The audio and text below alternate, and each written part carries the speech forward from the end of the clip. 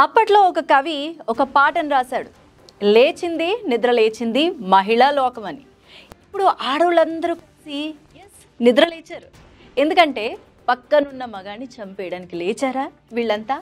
మొన్నటి వరకు వీళ్ళంతా ఆడవాళ్ళులే, ఏం చేస్తారులే అనుకున్న మగాళ్ళు కూడా ఈరోజు లేడీస్ అంటే టైగర్ల లెక్క చూస్తున్నారు.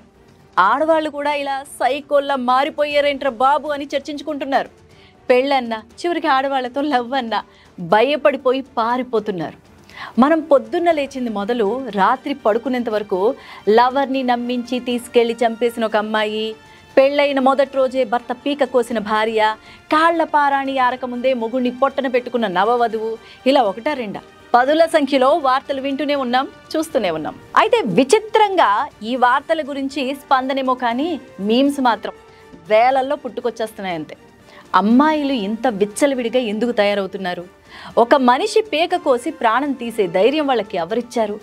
మగాళ్ళంటే అంతటి ద్వేషం ఎక్కడి నుంచి వచ్చింది? వీటన్నిటికీ సమాధానాలు కావాలంటే మాత్రం చెప్పేవాళ్ళు ఎవ్వరూ లేరు. సమాజంలో మార్పు రావాలంటే యువత చేతుల్లోనే ఉంది. ఎస్, మీ చేతుల్లోనే ఉంది. అందుకే ఓ యువత మేలుకో, దేశాన్ని కాపాడుకో, నిన్ను నువ్వు మలుచుకో, విధిరాతని తప్పించే బ్రహ్మరాతని రాసుకో.